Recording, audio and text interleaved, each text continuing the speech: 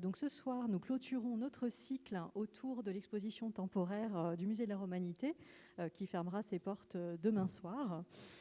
Donc nous finissons en beauté avec une conférence qui nous sera donnée par deux membres de l'équipe du CIREV, donc le Centre interdisciplinaire de réalité virtuelle. Philippe Fleury est professeur de latin à l'Université de Caen et dirige cette équipe. Il est accompagné de sa collaboratrice Sophie Madeleine. Alors cette équipe travaille notamment autour de la réalisation d'une maquette virtuelle de la Rome antique au IVe siècle après Jésus-Christ, donc sous le règne de Constantin. Et ce soir, nous avons choisi évidemment une thématique en lien avec notre exposition temporaire, celle des lieux de pouvoir que nous allons explorer ce soir grâce à nos intervenants. Alors, à l'issue de la conférence, comme pour les autres interventions du cycle, je vous donnerai le micro si vous souhaitez poser des questions à nos conférenciers. Alors, j'ai distribué aussi des petits questionnaires que je récupérerai à l'issue de la conférence. Je vous souhaite une bonne soirée et une bonne conférence.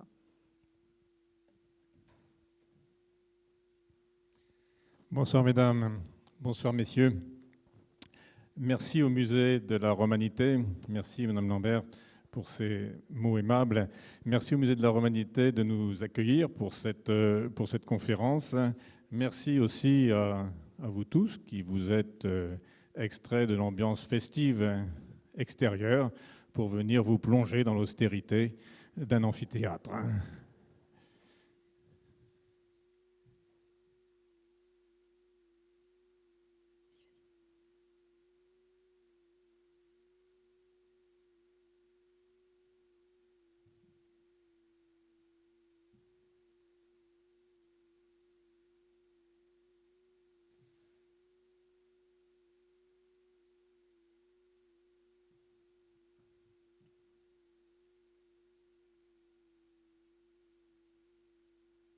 Excusez-nous pour ce petit blocage au départ, mais ça marchait très bien il y a quelques instants, donc il n'y a pas de raison que ça ne marche pas. Voilà.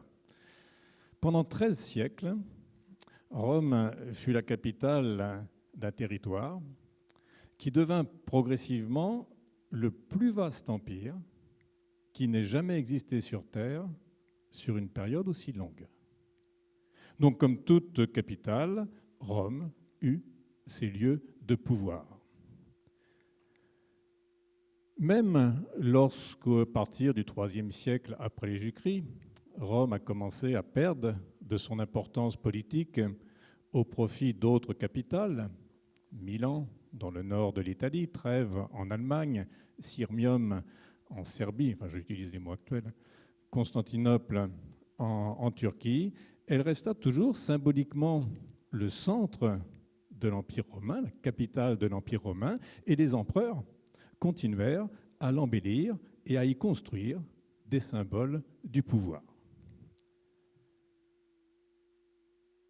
À l'époque républicaine, le centre du pouvoir, c'est en bordure du forum, la curie. C'est là que dans une salle aux proportions gigantesques, plus de 20 mètres de haut, le Sénat se réunit. 20 mètres de haut, ça ne sert à rien. Il aurait pu se réunir dans une salle de 2,50 m de haut, c'était la même chose. La hauteur, c'est la marque du prestige, la marque de la puissance. Donc c'est là que se réunissait le Sénat, c'est là qu'étaient prises les principales décisions sous la présidence du princeps senatus, assis au fond sous la statue de la Victoire. À l'époque impériale, le pouvoir va se déplacer sur la colline du Palatin, où se trouvait à l'origine la maison du premier empereur, Auguste, et petit à petit, cette colline va devenir le lieu de construction des demeures impériales et le lieu d'exercice du pouvoir, à tel point que le mot palatium, en latin, qui désigne cette colonne, a donné en français, vous le devinez, le mot palais. Voilà. À partir de la fin du 1er siècle, à partir de Domitien, l'empereur se construit une immense salle, un ensemble de salles colossales qu'on appelle la Domus Flavia, avec des salles d'apparat, dont cette salle, au fond de laquelle l'empereur reçoit la salutation matinale et où il se fait appeler Dominus et Deus Noster, notre Dieu, notre Maître et notre Dieu.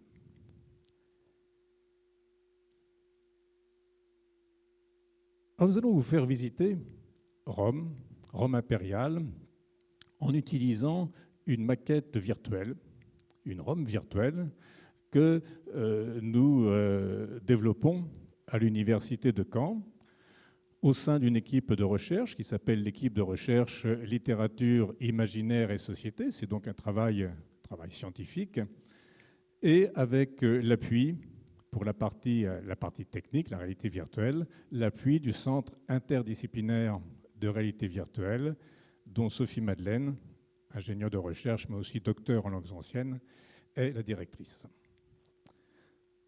Alors, vous allez me dire pourquoi avoir fait ce travail-là à Caen spécialement. Eh bien, il se trouvait qu'à Caen, on disposait également d'un autre objet patrimonial important, qui est une maquette physique, cette fois, une maquette de la Rome antique à l'époque de Constantin, début du IVe siècle, réalisée par un architecte français au début du XXe siècle. C'est une grande maquette, hein. Elle fait 12 mètres dans sa plus grande longueur. Alors, pourquoi faire une maquette virtuelle alors qu'on a une belle maquette physique comme cela? Eh bien, pour 3 raisons principales. La première raison, c'est que la maquette virtuelle nous permet de mettre à jour la connaissance. Contrairement peut-être à ce qu'on pourrait penser, la connaissance sur Rome n'est pas figée. Pratiquement, pas tous les jours, mais tous les ans, on fait de nouvelles découvertes ou on réinterprète d'anciennes découvertes. Notre maquette physique, ici, on ne peut pas y toucher, c'est un monument historique, puis c'est normal, elle représente l'état des connaissances. Elle a été terminée dans les années 30, elle représente l'état des connaissances à ce moment-là, mais elle est obsolète scientifiquement. Le deuxième intérêt de la maquette virtuelle, c'est qu'on peut mener à l'intérieur des expériences. Vous savez, il y a rarement une seule hypothèse quand on reconstitue quelque chose. Là, on peut confronter les hypothèses avec nos collègues, surtout italiens, qui sont spécialistes de la question. Et puis le troisième intérêt, j'espère que vous l'apprécierez tout à l'heure, c'est un intérêt médiatique. Ça permet de se retrouver à l'intérieur de Rome, à l'échelle des monuments, comme si nous étions un Romain du IVe siècle. Ce qu'il faut bien comprendre, c'est que dans l'Antiquité, mais c'est vrai aussi pour beaucoup de villes modernes, l'architecture, le pouvoir ne se manifeste pas seulement dans l'architecture lieu de pouvoir, en fait. Elle se manifeste dans un ensemble de monuments. Et comme le dit Vitruve, l'architecte d'Auguste, tout début de l'Empire, j'ai remarqué que grâce à toi, il s'adresse à Auguste, il ne s'appelle pas encore Auguste à l'époque, mais c'est à lui qu'il s'adresse, non seulement la cité a été agrandie de provinces nouvelles, mais la majesté de son pouvoir se manifeste aussi avec éclat dans les édifices publics. Et ce sont donc ces édifices publics que nous allons visiter avec vous, et donc les édifices publics de l'époque impériale, puisque notre maquette représente Rome au début du IVe siècle après Jésus-Christ. Alors je voudrais rapidement, avant de passer à cette visite, voir avec vous les monuments les plus insolites de l'expression du pouvoir. On visitera le palais, on visitera la curie, mais ça c'est normal, c'est le lieu du pouvoir. Mais je voudrais vous montrer aussi que, on a des temples aux empereurs. On a des arcs aux empereurs. On a des forums qu'on appelle les forums impériaux à Rome, qui n'ont pas seulement pour fonction d'étendre les espaces publics, mais aussi de glorifier l'empereur qui les fait construire. Et puis, curieusement, les édifices de spectacle qui ne nous paraîtraient pas a priori destinés à exalter le pouvoir, mais on verra comment à Rome aussi ils exaltent le pouvoir. Rapidement, je vous montrerai la contrepartie. C'est que l'architecture aussi peut être le témoin de la déchéance de la mémoire du pouvoir. Et enfin, on vous fera visiter cette Rome comme si on y était. Alors, commençons par ces temples. Ça, c'est quelque chose de curieux pour nous. Imaginez, Imaginez en plein centre de Paris un temple à Jacques Chirac divinisé. C'est quelque chose qui est tout à fait inconcevable pour nous. Pourtant, le premier chef d'État romain, d'ailleurs, qui fut Romulus, a été divinisé. Et il avait un temple sous le nom de Quirinus, un temple pour l'honorer. Ensuite, il a fallu attendre César. Alors, César n'a jamais été empereur, mais c'est le premier chef d'État qui a été divinisé. Et ensuite, cette divinisation va prendre des formes régulières, juridiques même, on pourrait dire. Après la mort d'un empereur, on va décider, pas tous les empereurs, il faut qu'ils soient bien conduits, on va décider la consecratio, qui fait qu'après cette prononciation, eh bien l'empereur devient, alors non pas Dieu, comme on le dit souvent, il devient Dius, il devient divin. Il y a une nuance. Alors, à Rome, on a eu plus d'une dizaine de temples à des empereurs divinisés.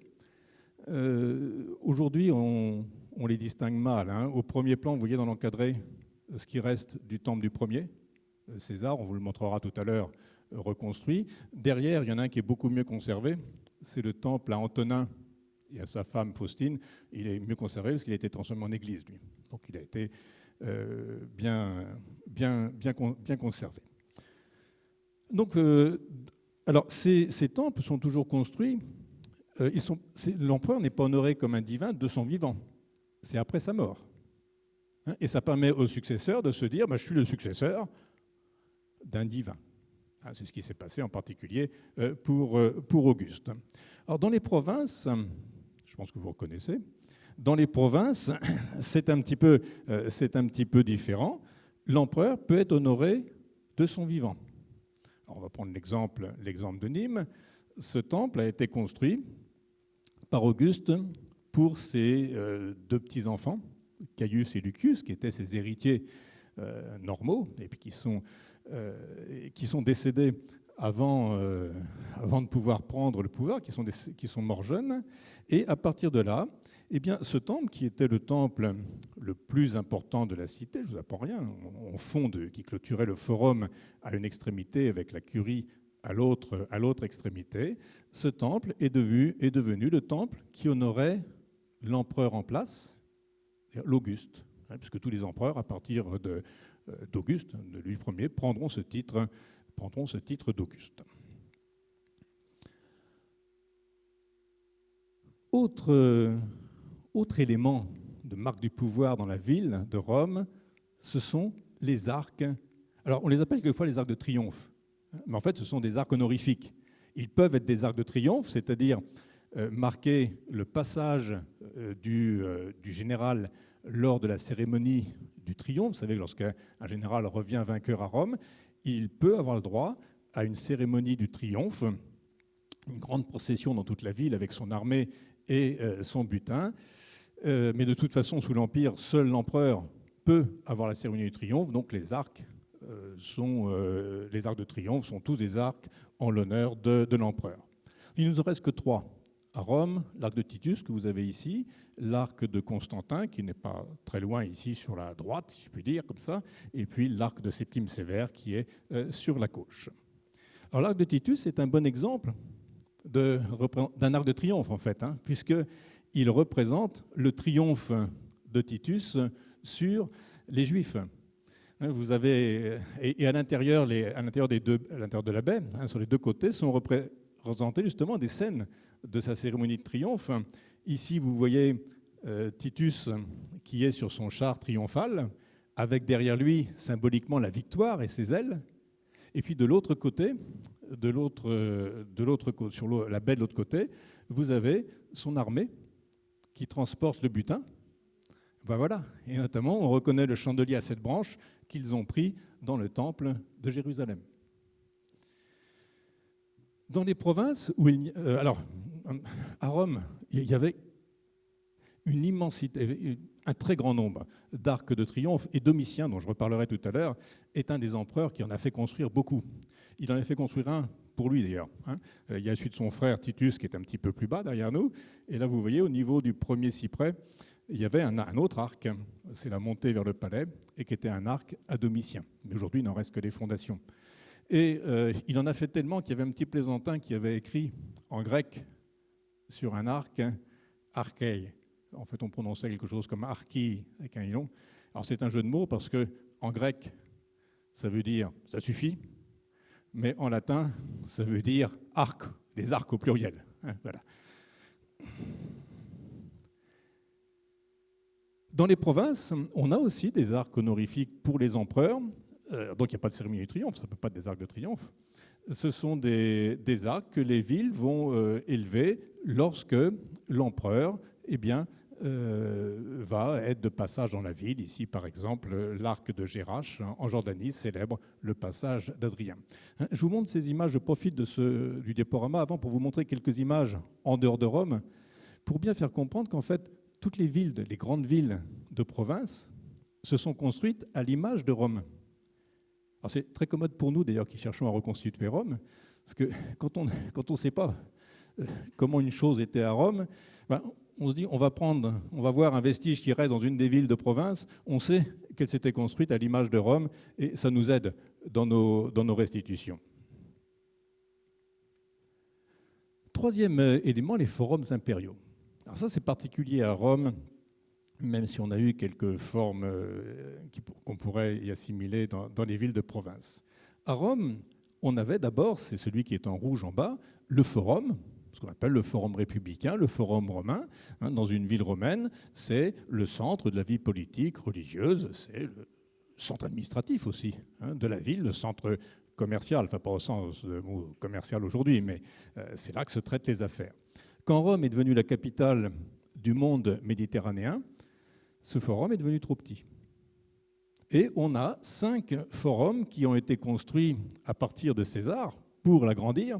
Mais ce qui est intéressant, c'est que ces forums, ces nouveaux forums, les forums impériaux, ce ne sont pas seulement des extensions pour des besoins administratifs. Ce sont des forums qui vont glorifier chaque commanditaire, que ce soit César, que ce soit Auguste ou ses successeurs. Donc ça a commencé par César, après il y a eu Auguste, après il y a eu Vespasien, après il y a eu Domitien, mais Domitien c'est celui qui est en orange, comme sa mémoire a été condamnée, on ne lui a pas donné le nom de Domitien, on lui a donné le nom de Nerva, son successeur, et puis le dernier, le plus grand, le plus beau, celui de Trajan, qui est en jaune ici. Ensuite il n'y avait plus de place pour en faire d'autres, donc il n'y en a pas eu d'autres. Voilà ce qui reste du forum d'Auguste aujourd'hui.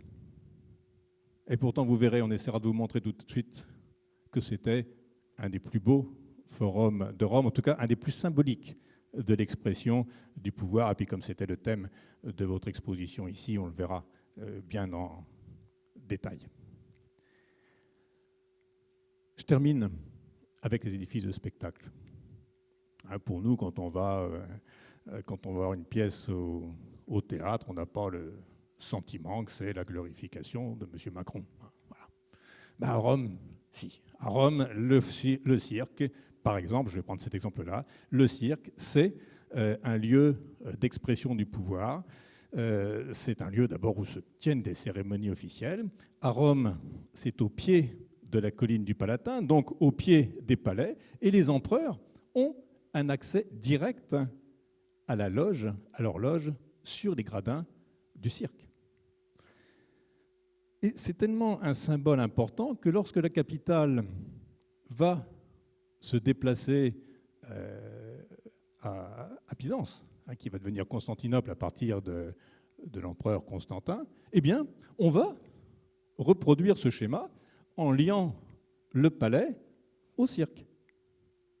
Aujourd'hui, cette liaison n'est plus très visible parce que d'abord, le sol de la place est beaucoup exhaussé de plusieurs mètres. Et ce que l'on voit aujourd'hui, qui paraît enterré, le grand obélisque ici, par exemple, était en fait en surplomb sur la spina au milieu du grand cirque. Et puis, ce n'est pas très visible non plus, parce que là où était le palais de l'empereur, c'est maintenant une mosquée. Voilà. Mais on essaie d'imaginer. Et on voit très bien, vous voyez, que sur la base de l'obélisque qu'on voyait tout de suite, on voit l'empereur Théodose, ici, lors d'une cérémonie officielle d'expression du pouvoir. Alors, ne vous trompez pas, il n'a pas de masque chirurgical hein, pour le Covid, l'empereur. C'est seulement parce que la pierre a été abîmée à cet endroit-là. Hein, voilà. Donc il est en train de recevoir ici la soumission de barbares. On est dans le cirque de Constantinople. Et c'était tellement peu naturel de faire un cirque à Rome. C'était naturel d'avoir. C'est un hasard que le cirque se soit trouvé au pied du Palatin. C'est une vallée où il y a eu un cirque depuis longtemps, dès l'époque de Romulus. Hein. C'est là qu'ont été enlevées les Sabines, par exemple, selon la légende. Mais à Constantinople, ce n'était pas naturel. On n'avait pas un grand espace plat comme ça pour faire un cirque. Donc il a fallu faire des grandes fondations pour lier le cirque au palais. Voilà, je termine donc avec la contrepartie. L'architecture peut aussi exprimer la déchéance, la damnatio memoriae, la condamnation de la mémoire. Alors contrairement à ce qu'on pense quelquefois, ça n'a rien de juridique et c'est une expression moderne, hein, la damnatio memoriae. Jamais dans l'Antiquité on a parlé de damnatio memoriae. Mais un bel exemple, c'est la condamnation de la mémoire de Domitien. Domitien a été un empereur qui ne s'est pas très bien conduit, surtout à la fin. Et quand il est mort, regardez ce que nous dit Pline, on prenait plaisir à briser contre terre ces têtes de Domitien, pleines d'arrogance, à les presser du fer, à les maltraiter avec la hache. Alors, on n'a pas détruit les monuments de Domitien. On ne détruisait pas les monuments utilitaires d'un empereur, construits par un empereur. On détruisait par contre ses arcs de triomphe, ses arcs honorifiques. Et puis on martelait toutes les inscriptions où il y avait son nom et ses titres.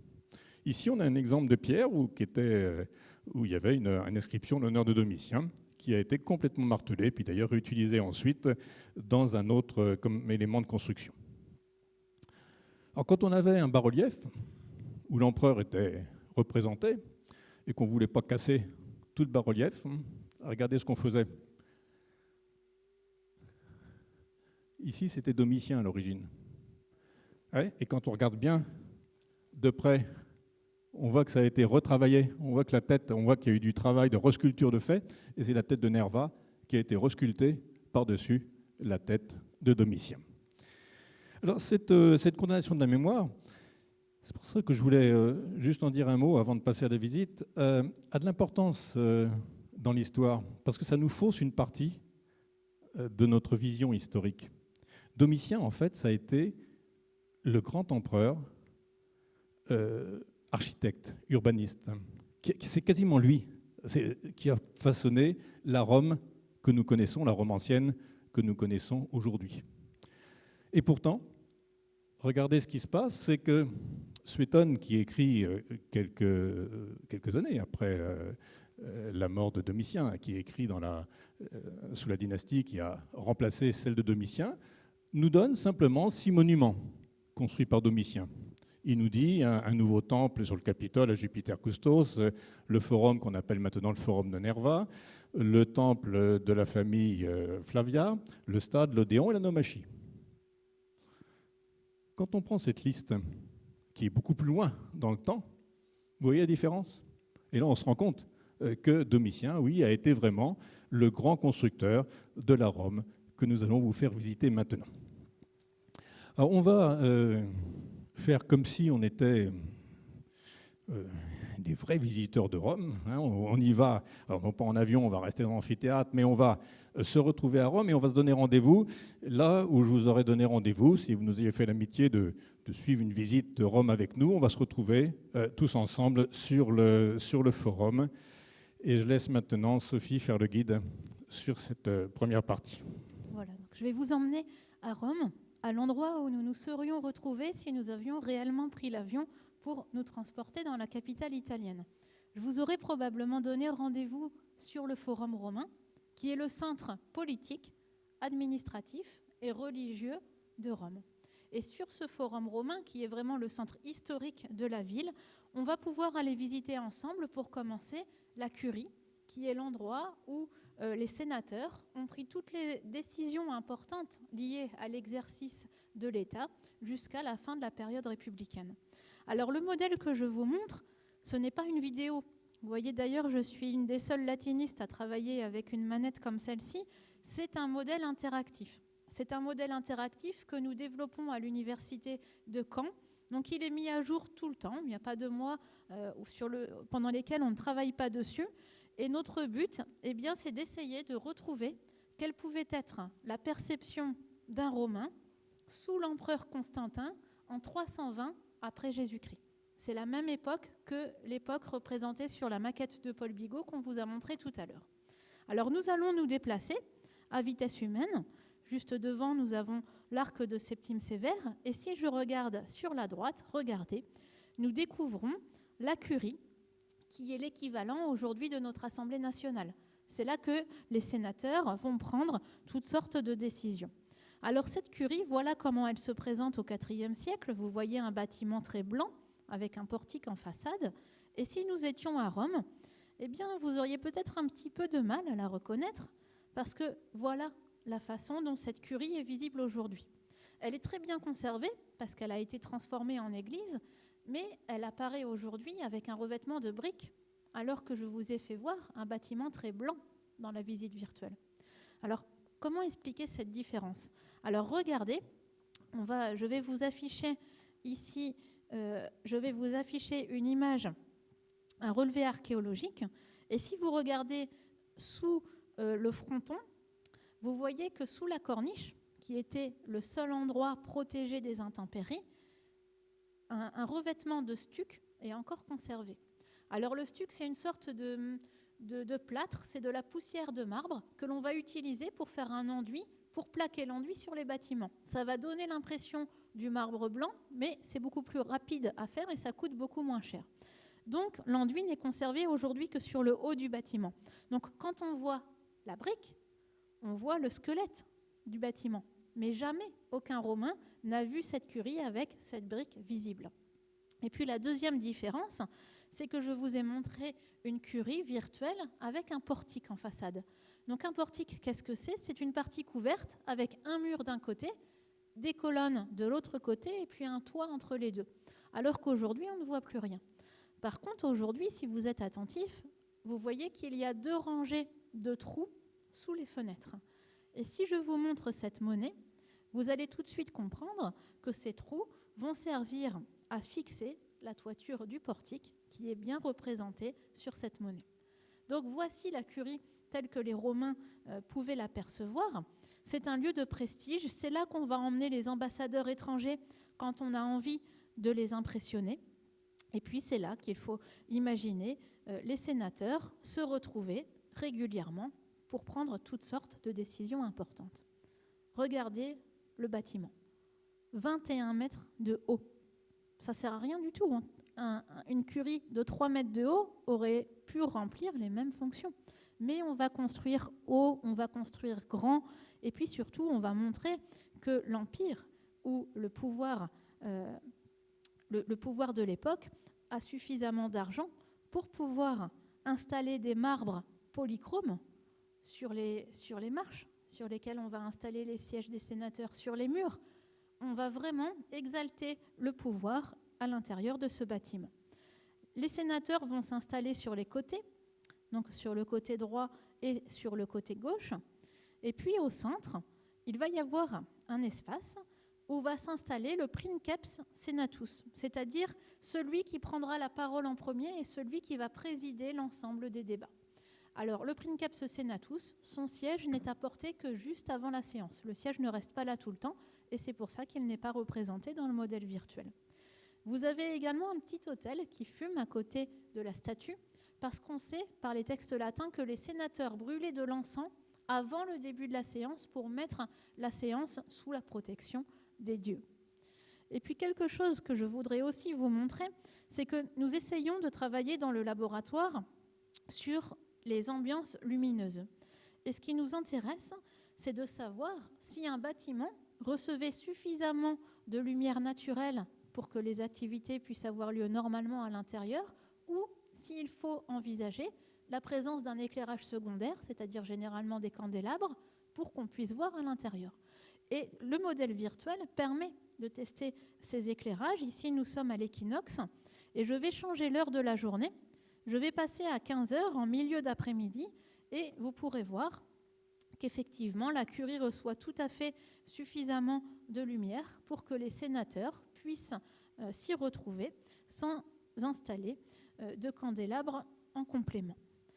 Si je ressors de cette curie, vous allez voir un des arcs de triomphe qui est encore très bien préservé aujourd'hui, c'est l'arc de Septime Sévère qui se trouve ici à l'image. Quand on passait sous l'arc de Septime Sévère, on remontait la Via Sacra, donc on va vers la droite, et on va finir par monter sur le Capitole jusqu'à arriver au temple à Jupiter, très bon, très grand. Je voudrais vous montrer autre chose sur ce forum romain, c'est la représentation de l'empereur affichée en plein centre de la ville. Vous voyez ici une représentation de l'empereur Constantin sur une statue équestre en bronze placée en plein centre du forum. Alors si vous allez à Rome, ce n'est pas la peine de la chercher, vous ne verrez rien, parce qu'il ne reste que la fondation de la base de la statue. Donc sa présence est hypothétique, mais nous avons différents indices qui nous permettent de proposer sa restitution ici. La première chose, c'est que l'on a un catalogue. Les Romains sont des grands administratifs. Ça nous rend vraiment service parce que tout est archivé. Et on a un catalogue du IVe siècle qui s'appelle les régionnaires et qui fait la liste de tout ce que l'on trouve dans chaque région. On sait par exemple que dans telle région, il y avait tant de fontaines, tant de boulangeries. Et pour la région 8, la région du Forum romain, il est noté dans ce catalogue « Equus Constantini », cheval de Constantin. Donc on sait qu'il y en avait une statue équestre sur le Forum.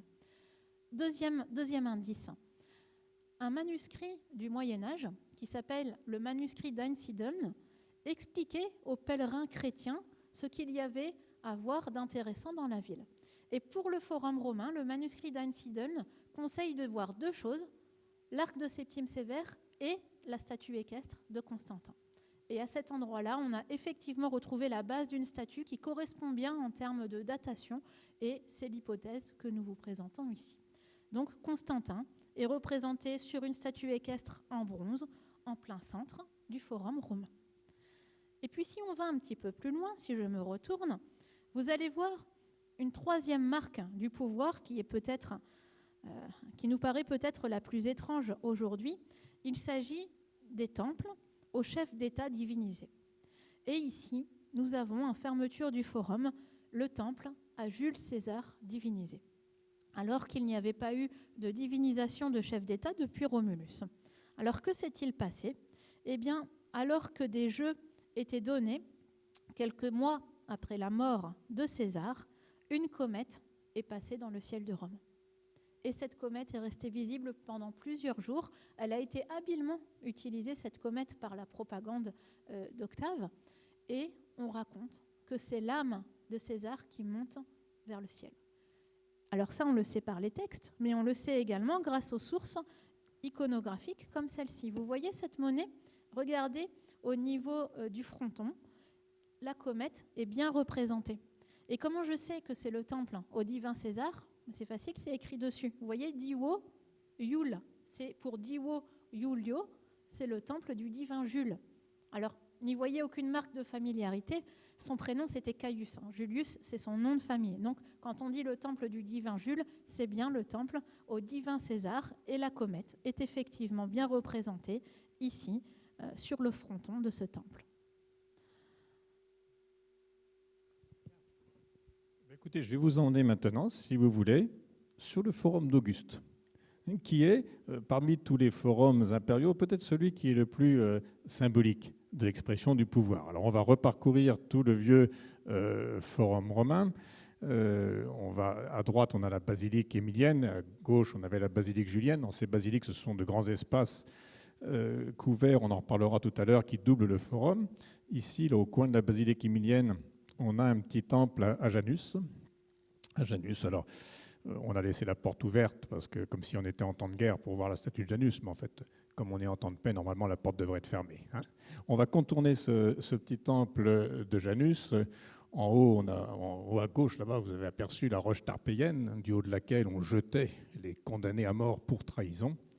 Et il y en a un là qui va regarder ce qui se passerait si jamais il sautait du haut. Et on va se diriger vers le temple, le forum d'Auguste. Alors, pour ce faire, on commence par prendre ces trucs qui s'appellent l'argilette. entre la basilique émilienne et la curie, on va passer à gauche, on va passer par le forum de César, le premier construit. Alors vous voyez, ce forum, il vous paraît peut-être curieux avec ces colonnes de toutes les couleurs. Au fond, vous voyez, on a un grand mur enduit en jaune là, qui construit de chaque côté du temple et entre les colonnes. C'est pas du tout comme ça qu'était le forum à l'origine. Là, on est au IVe siècle. Ce forum a été brûlé, détruit, il a eu des tremblements de terre. Donc pour refaire les portiques, on a pris des colonnes qu'on a trouvées dans d'autres bâtiments, et puis on a consolidé comme on a pu tout le fond du temple de Vénus Génitrix pour pas qu'il s'effondre. Voilà quelle allure il a au IVe siècle. Et on va traverser donc ce forum pour arriver dans le forum d'Auguste. Alors en quoi ce forum est-elle une expression du pouvoir ? D'abord, au centre de la place, on a, très probablement, parce que ça n'a pas encore été retrouvé actuellement. Aujourd'hui, les forums impériaux sont compliqués à comprendre parce qu'on a une grande rue, une grande avenue très très large qui s'appelle d'ailleurs l'avenue des forums impériaux, qui traverse tous les forums. Donc ça a été fouillé d'un côté et de l'autre, mais pas en plein milieu. Alors ce que j'espère, c'est que quand on va fouiller, on va retrouver la statue là où on l'a mise. Ce serait une belle satisfaction pour nous. Mais on sait de toute façon qu'il y avait une statue de lui, très probablement le représentant sur son char triomphal. Et on connaît même l'inscription avec l'annonce du père de la patrie. Donc voilà, la première expression, c'est une lecture directe. On a la statue d'Auguste en plein centre du forum. Alors sur tous ces forums impériaux, on a un temple. Enfin, sur tout forum, on a un temple qui ferme d'un côté le forum. Ici, c'est un temple à Mars-Ultor. Vous allez me dire en quoi c'est en l'honneur d'Auguste. Eh bien, tous les Romains savaient que... Alors, Mars-Ultor, ça veut dire celui qui venge. Et tous les Romains savaient bien que ce vengeur, c'est en fait Auguste. C'est lui qui a vengé la mort de César. Et d'ailleurs, ce temple, il l'a voué en 42 à la bataille de Philippe lorsqu'il va vaincre Brutus et Cassius, les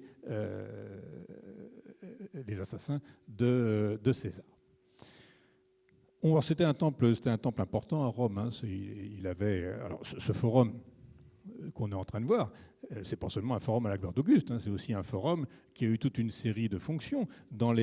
Sous les portiques de chaque côté, on sait qu'il y avait des contrats commerciaux, des notaires qui se réunissaient, qui tenaient ici, qui se mettaient ici pour signer, pour faire des actes qu'on a retrouvés. Il y avait des transactions commerciales qui se faisaient. Les professeurs donnaient des cours dans les grandes exèdes, on va aller les voir tout à l'heure. Les gouverneurs qui partaient en province venaient prêter serment ici sur l'autel qui est devant le temple. Dans ce temple se réunissait le Sénat aussi pour les questions de déclaration de guerre. Voilà, donc il avait des fonctions, ça avait des fonctions administratives, mais partout on lisait ces symboles du pouvoir. Alors Sophie, si tu peux monter sur le podium, et puis pour qu'on puisse mieux voir l'attique de l'autre côté. L'attique, c'est la partie qui est au-dessus des colonnes, au-dessus des architraves.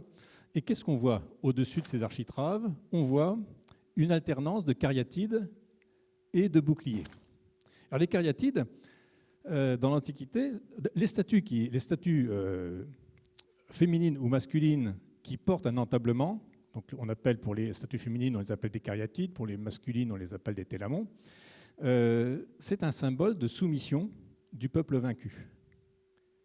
Donc, c'est un peuple vaincu qui porte l'architecture des Romains.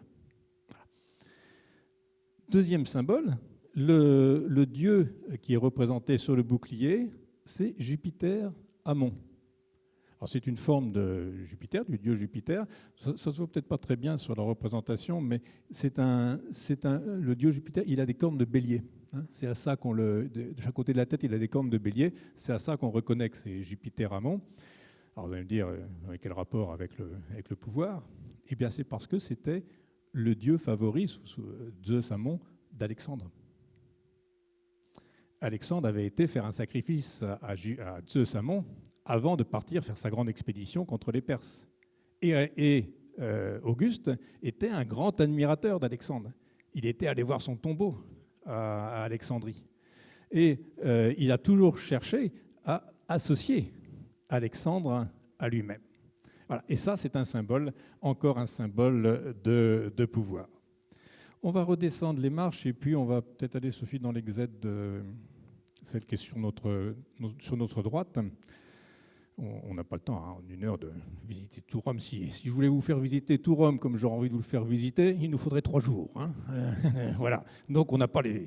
C'est à peu près le temps qu'il nous faut hein, quand on va à Rome pour visiter la partie romantique simplement. Donc on n'a pas même si on va plus vite ici parce qu'on n'a pas les embouteillages ou pas de ticket à prendre, ça prend quand même du temps. Voilà, une des exèdes où les professeurs faisaient leurs cours. Et regardez qu'est-ce qu'il y a représenté au fond de cette exède. Je pense que vous reconnaissez voilà, cette scène. C'est Énée. Énée qui est en train de fuir Troie, qui porte son père Anchise sur son épaule et qui tient par la main son fils, voilà, qui s'appelle Ascagne, ou Iule. Il faut retenir ce nom, Iule. Alors, en quoi ? En quoi c'est à la gloire d'Auguste. Alors, on va commencer par le petit garçon. Le petit garçon, Iule, eh bien, c'est le fondateur de la gens des Iulii. Les Iulii à Rome, la famille des Iulii, la famille des Jules, comme vous disait Sophie tout à l'heure, la famille des Jules dit qu'elle descend de Iule. Et Auguste, c'est le fils adoptif de César. Enfin, il fait partie de cette famille. César faisait partie de cette famille. Iule, c'est le fils d'Énée. Énée lui-même est le fils d'Anchise, mais Anchise a eu Énée avec Vénus. C'est donc une famille d'origine divine. Et oui, c'est une famille d'origine divine et c'est la descendance de Iule, Ascagne, Romulus et Rémus, qui a fondé la ville de Rome. Donc, la famille des Iulii, la famille d'Auguste, est de la famille qui a fondé Rome avec les origines troyennes de Rome. Voilà, on ne va pas passer plus de temps sur le forum d'Auguste, mais si vous avez des questions après, on pourra y revenir. De l'autre côté, dans l'exèdre en face, on a une statue de Romulus. Mais je vais laisser Sophie maintenant vous emmener dans un autre lieu qui exalte le pouvoir d'Auguste, c'est le Mont Palatin. Nous allons nous transporter sur les flancs du Palatin. Nous allons tourner le dos au Grand Cirque parce que je voudrais vous emmener voir un autre temple qui a été construit par Auguste. C'est le temple d'Apollon Palatin. Vous allez comprendre pourquoi j'ai choisi cet exemple. Donc, ce temple d'Apollon Palatin, c'est Auguste qui avait décidé de le construire juste après la bataille d'Actium. Donc, c'est vrai qu'en affichage, on a un temple à Apollon, mais qu'est-ce que voyait chacun des Romains qui venaient sur cette place ? Ils voyaient en réalité un temple construit par Auguste pour montrer que lui, Auguste, avait vaincu la flotte d'Antoine et de Cléopâtre.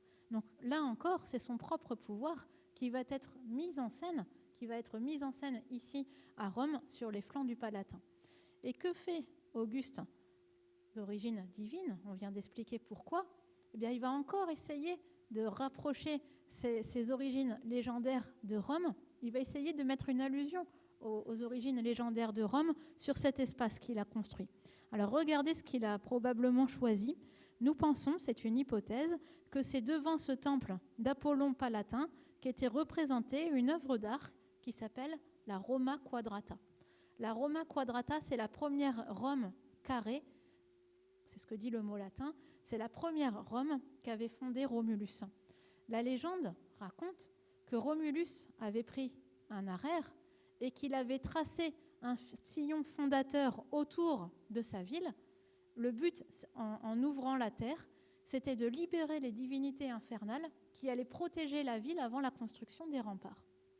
Eh bien, Auguste a voulu rappeler l'histoire du sillon fondateur, l'histoire de Romulus, en représentant ici, symboliquement, probablement, les bœufs utilisés par Romulus pour réaliser cette première Rome.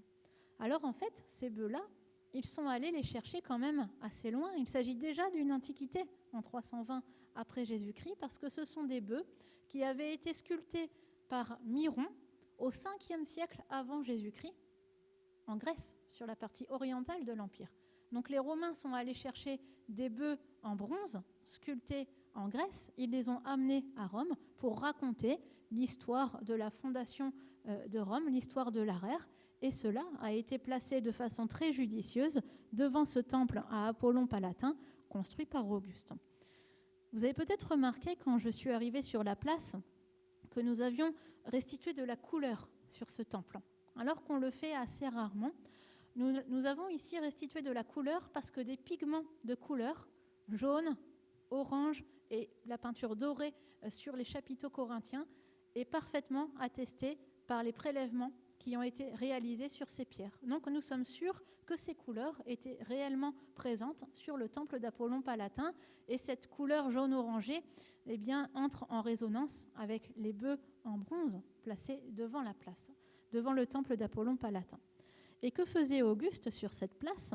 Il avait pris l'habitude de convier ici les sénateurs pour organiser quelques séances du Sénat.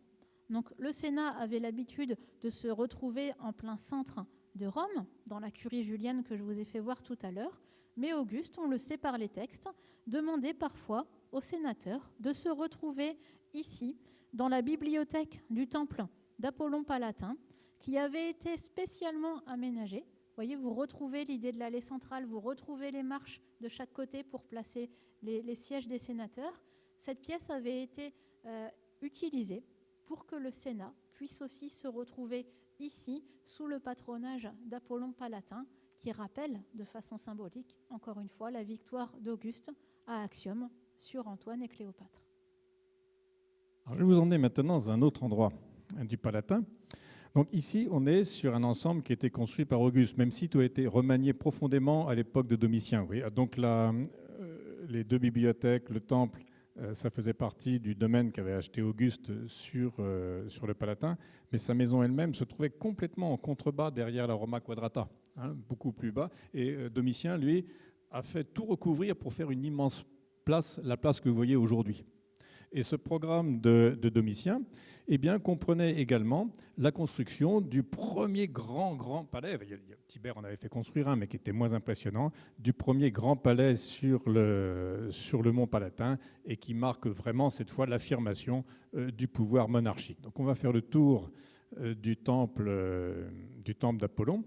Aujourd'hui, vous pouvez, pour ceux qui connaissent Rome, là vous ne pouvez pas y aller parce que c'est fermé, mais vous allez retrouver ici un chemin que vous pouvez prendre. Quand vous venez de visiter la maison d'Auguste, elle est à gauche. Donc là, l'Arc de Triomphe a complètement disparu. Et vous entrez, enfin les touristes aujourd'hui entrent dans le palais par là.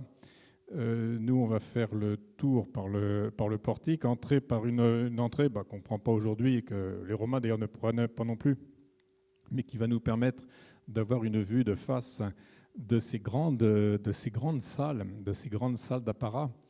Au fond, là-bas, c'est le temple d'Elagabal, avec tout le portique qui l'entoure. Et on va se retrouver face à la grande salle d'apparat qu'on a ouverte exceptionnellement pour vous aujourd'hui, parce qu'en fait, cette porte-là était quasiment toujours fermée, sauf pour les grandes occasions. Et on va se retrouver là où l'empereur tenait audience tous les matins, là où il recevait la salutation matinale. Alors le public ne passait pas par là parce qu'il fallait d'abord que les gens soient fouillés. Il passait par une salle des gardes qui est sur la gauche. Voilà cette immense salle. On est encore plus haut que la curie. Cette fois, on arrive, on ne sait pas trop, parce que ce n'est pas conservé, mais d'après les fondations, on pense qu'on est autour de 27 mètres, 30 mètres de hauteur. C'est là, au fond de cette salle, assis sur son trône, que l'empereur recevait la salutation matinale des gens qui attendaient là déjà depuis le petit matin pour avoir le droit d'entrer. Et certains empereurs comme Caligula prenaient plaisir à faire attendre tout le monde pendant toute la journée et à se présenter que le soir. On arrive là vraiment dans le pouvoir absolu, dans le pouvoir monarchique à partir de Domitien. Alors comme il fallait quand même travailler, c'est pas dans cette salle-là que l'empereur travaillait. Il travaillait dans la salle d'à côté, qui était la salle du conseil, la salle du conseil du prince. Si vous allez à Rome aujourd'hui, la partie la plus haute des restes conservés que vous voyez, c'est le mur qui est... Non, tu vas pas... Tu n'as pas de photo, je crois. C'est le coin là. Ce coin-là, qui est conservé aujourd'hui sur une quinzaine de mètres. Voilà, et c'est là que l'empereur tenait conseil avec ses conseillers, avec son conseil. Et on a les tables où les scribes recopiaient les décisions qui étaient prises ici. Alors cet ensemble impérial, cet ensemble de la Domus Flavia, c'est donc la partie publique, si je puis dire, du palais. Hein. C'est là qu'on va recevoir le public, façon de parler, ceux qui sont invités par l'empereur. Et ça va reproduire le schéma d'une maison romaine, si on peut dire, avec un péristyle et des salles derrière, de salles à manger, où on va pouvoir organiser des festins. Des festins royaux, impériaux. Alors au milieu, on a comme dans toutes les maisons romaines, ici c'est très grand, un péristyle avec des jeux, avec des fontaines, des jeux d'eau, un labyrinthe d'eau. Et puis tout au fond, on a la salle à manger où on va organiser les banquets impériaux. Donc Sophie vous montre ce qu'on voit encore aujourd'hui. Donc là, voilà ce qui nous reste de ce triclinium, de la fontaine, de ce péristyle, la fontaine au centre. Et on va, à partir de là, on pouvait accéder à la salle du banquet où on allait manger couché, comme c'était l'habitude chez les Romains, sur de nombreuses tables. On arrivait à plus d'une centaine d'invités qui pouvaient être là. L'empereur, lui, avait sa table réservée tout au fond là-bas. Et pendant que l'on mangeait, eh bien, on pouvait entendre et voir des fontaines couler de chaque côté, parce que pour les Romains, le bruit de l'eau quand on mange est important. Voilà, ça facilite le bien-être, sans compter que ça a un côté rafraîchissant aussi. Et ces fontaines, bien, vous pouvez aussi les voir à Rome si vous allez sur le Palatin aujourd'hui, mais le palais n'est pas très reconnaissable. Si c'était intéressant, tiens, la photo que tu avais tout de suite, Sophie, c'est... Voilà. Oui. Alors, pourquoi le plancher est effondré comme ça? Eh bien, parce qu'en fait, c'était un plancher suspendu. C'est-à-dire qu'en dessous, il y avait du chauffage. C'était chauffé. C'était une salle chauffée. Donc, tout ça, c'est beaucoup affaissé. Voilà pour le palais impérial. Je te laisse continuer la visite. Oui, je voudrais vous ramener sur le forum où nous étions tout à l'heure, parce que je voudrais absolument que nous puissions visiter ensemble la dernière basilique qui a été construite à Rome par Maxence et puis ensuite réutilisée par Constantin, qu'on appelle la basilique de Maxence et Constantin, qui est vraiment très importante parce que le pouvoir de l'empereur y est très marqué. Vous allez le découvrir dans quelques minutes. Donc je pense que vous reconnaissez sur la droite le temple au divin César, dont on a déjà dit quelques mots tout à l'heure. Si je longe ce temple et que je continue à marcher sur la Via Sacra, je vais passer à côté du temple à gauche d'Antonin et Faustine. Vous voyez, Divo Antonino, le temple au divin Antonin et à la divine Faustine. On est cette fois sur le cas d'un empereur qui a été divinisé, mais avec sa femme.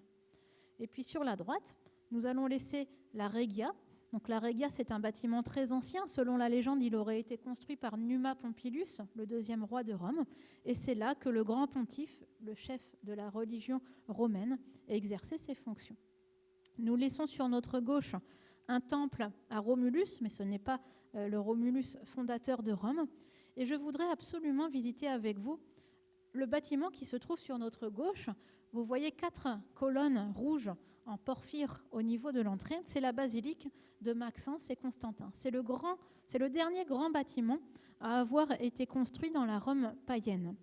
Et je voulais vous le montrer parce que je pense que quand je vais franchir les portes de cette basilique, vous allez tout de suite penser à une architecture qui nous est assez proche et qui nous est bien connue. C'est l'architecture des grandes basiliques chrétiennes. Regardez comme on retrouve vraiment l'architecture des basiliques chrétiennes. Et pourtant, l'édifice que je vous montre n'a rien de religieux. c'est un palais de justice. C'est dans les basiliques que les Romains se réunissent pour rendre la justice, pour traiter affaires. Les Romains, pour la religion, vont utiliser des temples qui n'ont pas besoin d'être très grands, parce que les fidèles se retrouvent à l'extérieur du temple, devant l'autel. Ils n'entrent pas dans le temple. Alors que pour les chrétiens, et c'est le sens du mot ecclésia, les fidèles entrent dans le bâtiment. Donc la basilique civile romaine correspondait bien à leurs besoins, et c'est pour cela qu'ils ont copié cette architecture pour construire ensuite les grandes basiliques chrétiennes. Alors là aussi, quand on va à Rome, c'est vrai que la basilique de Maxence et Constantin reste impressionnante parce qu'on retrouve ces 3 nefs avec des voûtes en béton qui sont quand même très impressionnantes. Mais finalement, les 3 nefs que l'on voit aujourd'hui ne correspondent qu'à la nef du fond. Ce sont les 3 voûtes de la nef du fond. La nef centrale et la première nef, en bas de l'image, se sont effondrées suite à un tremblement de terre. Donc, on n'a plus déjà qu'un tiers du bâtiment. Et tout le parement de marbre a été récupéré, ce qui fait qu'aujourd'hui, cette basilique de Constantin est assez dépourvue de ses attraits. Et pourquoi est-ce que je voulais vous emmener ici ? Parce que regardez ce que nous trouvons. Je pense qu'on ne peut pas aller plus loin dans la représentation du pouvoir.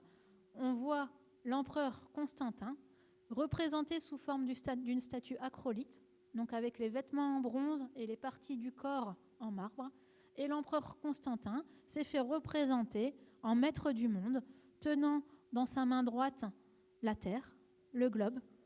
Ah, c'est l'inverse, je suis un petit peu dyslexique. Et puis, tenant de l'autre côté, comme ça je ne prends pas de risque, le sceptre. Et imaginez, parce qu'il faut faire quand même le parallèle, c'est comme si aujourd'hui on avait une statue d'Emmanuel Macron de 10 mètres de haut en bronze et en marbre en plein centre d'un palais de justice. Mais c'est ça, c'est exactement ça. C'est comme ça qu'il faut le voir. Alors, cette statue, malheureusement, n'est pas parvenue intacte jusqu'à nous parce que le bronze, naturellement, a été récupéré pour être fondu, mais on a conservé la tête de la statue. Cette tête nous permet de savoir que c'est Constantin. Vous pouvez aller la voir aujourd'hui dans les musées capitolins. Et on a gardé quelques morceaux du corps et le morceau du genou. Vous voyez, ce n'est pas le morceau le plus esthétique, mais c'est grâce à ce morceau-là qu'on sait que la statue était en position assise, ce qui permet de restituer ce que vous voyez ici. Donc, l'empereur Constantin, maître du monde, représenté dans un bâtiment civil. Et puis, on ne peut quand même pas terminer sans dire un mot des mausolées. Donc, Philippe va vous emmener dans le mausolée d'Augustin.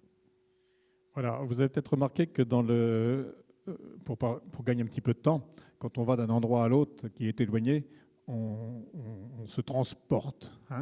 Mais on a voulu que tous les déplacements dans Rome, en dehors de ces transportations d'un endroit à l'autre, soient des déplacements réalistes. Ce qui fait que ça nous permet de mesurer le temps qu'il fallait pour aller d'un endroit à l'autre. On ne peut pas traverser les murs, on peut pas. Alors Sophie court toujours. Elle va vite, elle court, mais elle court à la vitesse où un homme pourrait courir. Pour monter en haut, il faut monter des escaliers. Pour passer dans un bâtiment, il faut rentrer par les portes, etc. Donc là, on va se transporter directement ici au bord du Tibre, en dehors des murailles, pour aller voir un exemple de mausolée. En fait, il y avait 2 grands mausolées à Rome. Le mausolée d'Auguste qui est sur le champ de Mars et le mausolée de Constantin. D'Adrien. Et le mausolée d'Adrien. Excusez-moi, merci. Alors, un mausolée, je ne sais pas si vous savez d'abord que le mot mausolée, au départ, c'est un nom propre. C'est le tombeau du roi Mosol, voilà, le tombeau du roi Mosol à Lycarnasse, qui a été construit par sa sœur et épouse pour l'honorer après sa mort. C'était une des 7 merveilles du monde, ce mausolée d'Halicarnasse. Et puis ensuite, petit à petit, c'est devenu un nom propre. Et Alexandre s'était fait construire, enfin, c'était pas fait construire, ses successeurs lui ont construit un mausolée à Alexandrie. On le cherche toujours. On n'a toujours pas retrouvé cet extraordinaire tombeau d'Alexandre. Mais l'intérêt des mausolées, c'était que c'était des tombeaux qu'on pouvait visiter. Une pyramide ou les grands tombeaux étrusques ne se visitaient pas. Une fois que le mort y était, les entrées étaient refermées, on n'allait pas à l'intérieur. Là, dans les mausolées, on pouvait aller visiter le mausolée. Alors, comme tout tombeau, on doit se trouver à l'extérieur de la ville. Vous avez vu tout à l'heure, on était en dehors de la muraille, on est même de l'autre côté du Tibre, parce qu'on n'enterre pas les morts, même l'empereur, dans la ville. Il y a eu quelques exceptions. Il y a Trajan qui a été enterré dans la base, ses cendres ont été placées dans la base de sa colonne. Mais en principe, pour tout le monde, on est en dehors de la ville. Alors Auguste, maintenant, se trouve dans la muraille d'Aurélien, mais c'est parce qu'à l'époque, le champ de Mars était en dehors de l'enceinte administrative de Rome. Alors ce qui est intéressant de comprendre, c'est que c'est tout un projet urbanistique ici pour la construction de ce mausolée. Le pont sur lequel nous sommes, eh bien, il a été construit, il existe toujours, hein, aujourd'hui c'est le pont Saint-Ange, dans l'Antiquité il s'appelait le pont Aelius. C'est un pont qui a été construit par les ingénieurs d'Adrien pour donner accès depuis la ville directement à son mausolée. Alors, ces mausolées, ce n'était pas seulement pour l'empereur pour lequel il était construit au départ, c'était également pour l'ensemble de sa famille. Donc dans le mausolée d'Auguste, il y a eu toute la famille des Iulii qui a été enterrée, inhumée. Et puis dans le mausolée d'Adrien, il y a eu toute sa famille. Alors au fond, vous voyez, ces mausolées, ce sont des endroits qui sont très mystérieux. On n'a pas d'éclairage extérieur, donc on entre dans des couloirs qui sont éclairés par des lampes à huile. Ici, là dans le fond, il faut que vous imaginiez une statue d'Adrien qu'on n'a pas encore eu le temps de reconstituer. Ce qu'on vous montre, c'est un travail en cours de construction. On y travaille depuis 1994, mais je crois qu'on a encore bien des années pour le terminer. On l'améliore petit à petit. Autre élément du mystère, c'est cette grande rampe hélicoïdale qu'on monte pour aller jusqu'à plus de 10 mètres par rapport au niveau du sol. Alors il y a deux raisons à cette rampe montante. Une raison, c'est élever le tombeau, parce que si on l'avait laissé au rez-de-chaussée, comme par exemple pour le mausolée d'Auguste, on se trouvait dans une zone inondable. Le tombeau de l'empereur aurait été inondé. La deuxième raison, certainement, c'est une question de mystère. Quand vous prenez cette rampe, comme vous n'avez pas de repère extérieur, vous êtes perdu. Vous ne savez plus où est le nord, vous êtes complètement désorienté. Et c'est au sommet de la rampe qu'on arrive dans la chambre funéraire dans laquelle on peut venir rendre hommage à l'empereur lors de certaines cérémonies, lors de certaines occasions particulières. Voilà. Quelques mots de conclusion ? Oui, je laisse Sophie quelques mots de conclusion, parce que j'ai légèrement dépassé le temps, puis après vous allez pouvoir poser toutes les questions que vous voulez. Donc pour conclure, l'architecture publique de la Rome antique est en grande partie une traduction physique du pouvoir. Les basiliques, les mausolées, les forums impériaux et bien sûr les temples du culte impérial sont élevés pour la gloire des commanditaires ou pour la gloire des dédicataires. La visite virtuelle a montré à quel point la ville de Rome pouvait se lire à travers le prisme du pouvoir. Toute la difficulté consiste à comprendre, plus de 2000 ans après, quelle perception les Romains avaient de leur ville, quels fonds culturels leur donnaient des clés de lecture pour comprendre les enjeux de la politique édilitaire des empereurs. Nous espérons que la visite virtuelle vous a permis d'avoir une vision plus claire de cette ville fascinante et peut-être qu'elle vous a donné envie d'y retourner. Dans tous les cas, nous sommes à votre entière disposition si vous avez des questions.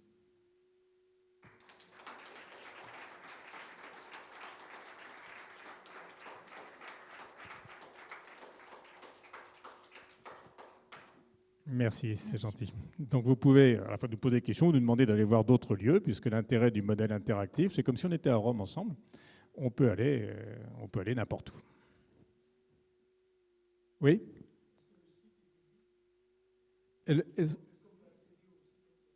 Voilà. Alors, est-ce qu'on peut accéder à notre site internet ? Donc, toute notre constitution, en effet, on l'offre gratuitement, si je puis dire, au public. Enfin, gratuitement, c'est vos impôts. Donc, de toute façon, c'est normal qu'on vous en redonne, qu'on vous le restitue. Alors, le modèle interactif tel que vous le voyez là est trop lourd pour être mis sur Internet. Même les machines qu'on utilise ici sont des machines qui sont pas des machines ordinaires. Ce sont des machines tout à fait spéciales qui sont très chères. Donc, on ne peut pas Et par Internet, ça ne serait pas possible. Donc on a plusieurs manières de présenter ce modèle au public. Vous pouvez le faire d'ailleurs dès ce soir. On enregistre régulièrement des visites comme celle qu'on vient de vous faire. C'est ce qui s'appelle les nocturnes du plan de Rome. Ça fait plus de 10 ans maintenant qu'on fait ces conférences sur des sujets directs et c'est capté. Vous avez les vidéos sur YouTube. Il suffit que vous tapiez sur un moteur de recherche Nocturne du plan de Rome. Nocturne du plan de Rome. On a laissé quelques plaquettes au fond où je crois qu'il y a l'adresse Internet qui est donnée. On a également développé une application qui s'appelle Roma in Tabula que vous pouvez télécharger sur votre ordinateur, sur votre téléphone portable, sur une tablette ou sur votre ordinateur, alors seulement PC, pas sur les Macintosh, alors dans laquelle vous n'allez pas pouvoir faire exactement comme on fait tout de suite, mais où vous avez les mêmes modèles pris individuellement. On ne les a pas tous mis, par exemple on a mis la basilique émilienne, elle y est. On a le mausolée d'Adrien, il y est aussi. Vous visitez bâtiment par bâtiment avec un joystick virtuel ou bien avec, si c'est sur votre PC, avec votre souris ou avec le clavier, tout simplement. C'est gratuit. Hein. C'est gratuit, oui. Voilà. Et il y a une nouvelle version, donc vous pouvez la télécharger dès ce soir, si vous voulez, l'application Roma in Tabula, Rome sur tablette, Roma in Tabula. Mais si vous voulez, il y aura d'ici quelques semaines une toute nouvelle version qui va être mise à disposition. Voilà, et puis sinon, on a des images fixes qui sont sur notre site internet. Il suffit de taper plan de Rome quand. Oui, madame ?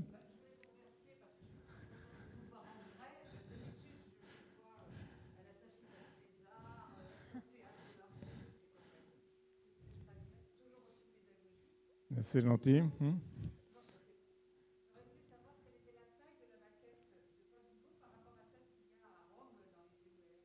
Alors, quelle est la taille de la maquette de Paul Bigot par rapport à celle qui est à Rome à l'EUR? Alors, la maquette de Paul Bigot est à l'échelle 1/400e. 1/400e, Rome fait environ un petit peu moins de 5 km, je parle de la Rome ancienne, hein, un peu moins de 5 km d'un bout à l'autre. Donc, notre maquette à l'échelle 1/400e fait 12 mètres, hein, à peu près. Voilà. 12 mètres dans sa plus grande longueur. Gismondi, lui, Italo Gismondi, qui a fait la maquette de Rome donc, quelques années après celle de Bigot, a utilisé le 1/200e ou 250. 250. 1/250e, donc sa maquette fait en étendue presque le double de la nôtre. Voilà. Mais de toute façon, on ne peut plus la voir. Non, parce que le musée est fermé maintenant depuis plus d'une dizaine d'années. C'est un musée compliqué. C'est un musée qui avait été voulu par Mussolini. Voilà. C'est un ensemble qui architecturalement est intéressant. C'est un bel ensemble, ce qu'on appelle le UR, mais ça a été voulu par Mussolini. Donc ça pose un problème aux Italiens, voilà, aux Italiens actuellement, et on comprend bien. Et du coup, ce musée a toujours eu des systèmes d'ouverture compliqués. Alors là, il est complètement fermé depuis maintenant, oui, au moins une dizaine d'années. Hein. Je crois qu'il y avait une question sur la droite. Pardon, oui.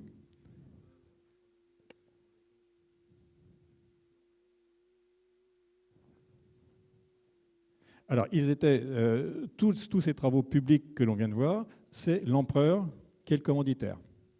C'est l'empereur qui est le commanditaire, qui s'y intéresse quelquefois tout à fait personnellement. Hein, on a une anecdote, je vais vous raconter, c'est au moment de la construction du forum de Trajan.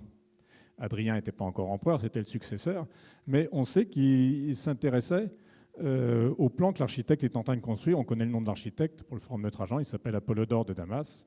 Et Adrien faisait des remarques sur les plans d'Apollodore, les plans qu'Apollodore présentait à l'empereur. Et Apollodore a fait une remarque pas très agréable à Adrien, qui n'était pas encore empereur. Il lui a dit « Toi, va t'occuper de tes citrouilles ». Parce qu'en fait, l'empereur Adrien aimait beaucoup peindre des natures mortes. Et ça, Adrien ne lui a jamais pardonné. Une fois que Adrien est au pouvoir, ça s'est mal passé pour Apollodore. Voilà. Donc, ces petites anecdotes, seulement pour vous montrer que l'empereur pouvait s'impliquer directement dans la construction. Sinon, il laissait ses architectes. Et il laissait ses architectes gérer ces questions-là. Oui ? Je prends madame, et puis après je vous prends.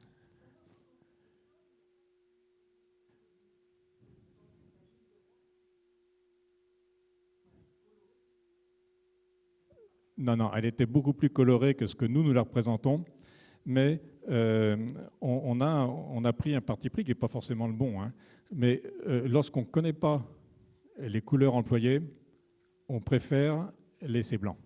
Voilà. On met de la couleur quand on est sûr de la couleur. Par exemple, ici, c'est conservé. Les colonnes, on a des morceaux de colonnes qui sont conservés. Donc là, on met la couleur. Sophie vous a montré tout à l'heure que pour le temple d'Apollon Palatin, on avait des traces de pigments sur des morceaux d'architrave qu'on a retrouvés. On a peint l'architrave.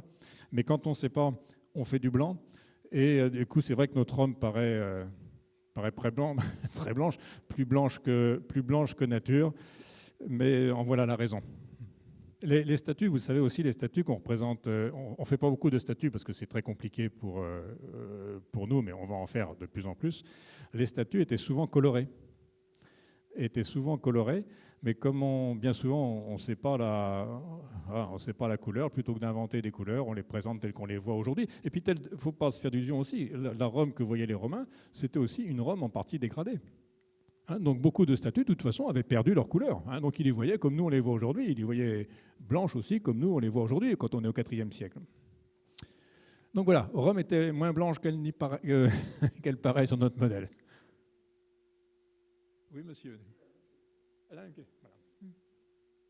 Oui.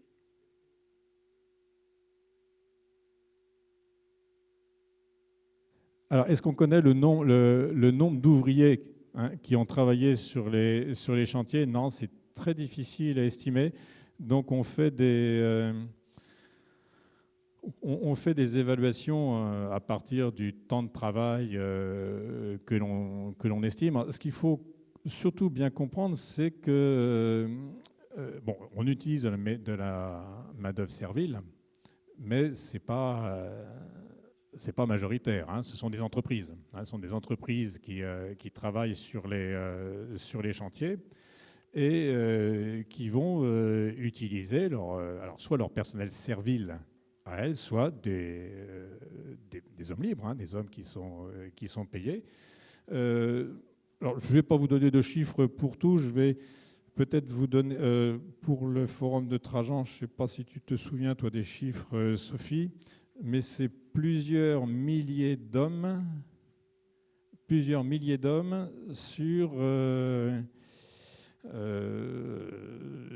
une dizaine d'années. C'est dans cet ordre-là. C'est dans cet ordre-là. Il faut énormément de main-d'œuvre. Pour faire le forum de Trajan, on a quasiment coupé une montagne, déblayé une montagne. On n'a pas de pelleteuse, on n'a pas de camion. C'est énormément de temps de travail. Oui. Non, alors la Domus Aurea n'existe plus. Si, on peut y aller à l'emplacement, mais ce que vous allez voir à l'emplacement, c'est le temple de Vénus et de Rome. Alors c'est intéressant, tiens, Sophie, si tu veux y aller. La Domus Aurea, donc c'était la maison de Néron, la maison construite, le palais construit par Néron. C'est quelque chose d'extraordinaire. Néron, comme Domitien, était un peu dérangé, mais il a fait, en termes de travaux publics, des choses absolument fantastiques. Et là, il s'était fait construire un immense palais qui partait. Alors, ici, on a le temple de Vénus et de Rome. L'entrée de son palais était à l'autre extrémité, en haut de la Via Sacra. À l'entrée de son palais, il avait l'intention de mettre cette statue, si tu peux, Sophie, de mettre ces statues là. Quand on arrivait chez lui, voilà. Enfin, on ne sait pas donc si elle a été finie avant sa mort ou pas, mais en tout cas le projet était là. On le voyait comme ça dès en entrant dépasser le vestibule. Ensuite, une fois qu'on avait traversé tout le vestibule, on arrivait à l'endroit où elle colisait. Ensuite, c'était un immense lac. Et sur les pentes des collines qui sont tout autour, étaient construits différentes pièces, différents bâtiments appartenant à la Domus Aurea. Donc de l'autre côté, là-bas, il y avait des pièces avec des salles à manger exposées au sud. Et puis là, derrière moi, sur le mont Palatin, on avait une salle à manger tournante. Une salle à manger tournante construite à l'extrémité nord-est de la colline, qui permettait aux convives, c'était un système qui était mu par de l'eau, hein, une roue hydraulique, et quand on commençait à manger, par exemple, on pouvait commencer à avoir la vue sur le vieux forum républicain, et puis ensuite ça tournait au fur et à mesure du repas.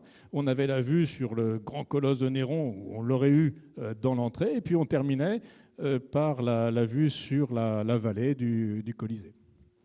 Voilà. Mais dès que Néron est mort en 68, on a détruit cette maison, et l'empereur Vespasien, quelques années plus tard, a entrepris la construction du Colisée à la place du lac. On a construit, c'est Vespasien toujours, qui a fait construire un terrassement à l'emplacement de la salle à manger tournante, qu'on a retrouvée il n'y a pas longtemps, hein. C'est une collègue française qui l'a retrouvé. Voilà. Et la statue de Néron a donc été déplacée auprès du Colisée, mais on l'a transformée en statue du dieu Soleil, avec les rayons que vous voyez au-dessus. Ce n'était plus donc une statue de Néron, mais une statue du dieu Soleil qu'on appelait le Colosse, et qui au Moyen-Âge a donné son nom au Colisée. C'est de là que vient le nom Colisée, parce que dans l'Antiquité, vous ne trouverez pas le nom Colisée. On l'appelle l'Amphitheatrum Flavium, l'amphithéâtre construit par les Flaviens. On ne l'appelle jamais le Colisée. Le Colisée, c'est un nom qui lui est venu très tardivement. Nous vous remercions vraiment sincèrement d'être venus aussi nombreux à la conférence, d'autant qu'il faisait beau dehors. Donc on est vraiment touchés. Et si vous le souhaitez, vous pourrez suivre nos prochaines conférences en direct sur YouTube. Vous pourrez retrouver les dates et les thèmes sur Internet. Voilà, merci à vous tous. Merci beaucoup et bonne soirée.